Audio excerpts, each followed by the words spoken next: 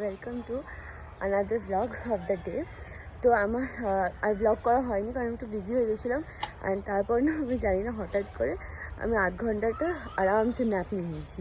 তো দেখে বোঝা যায় আমি যখনই ঘুম থেকে উঠি হালকা একটু ফেসও সোয়েলিং হয়।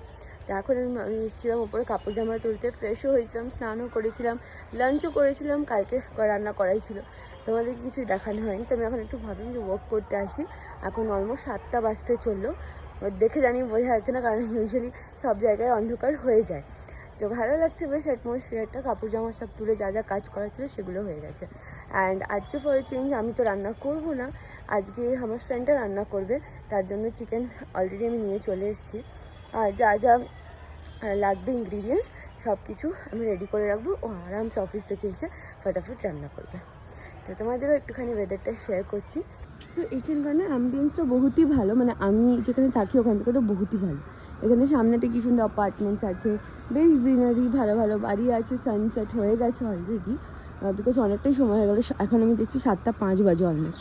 তো বুঝতেই পারছো বেশ ভালো লাগছে। তো ভালো, আশা করি ভালো লাগে তোমাদের এই ব্লগটা দেখে। তো তোমরা ভাববে যে আমি কোথাও বেরোচ্ছি না, কিছু নতুন দেখাতে পারছি না। অ্যাকচুয়ালি কালকে আমি একটা অফিসে যাবো অ্যাকচুয়ালি। তো সেখানে যদি পারি আমি ব্লগ করবো। সো লেটস সি, অ্যান্ড তোমরাও কিছু নতুন দেখতে পারবে, like different type of blog.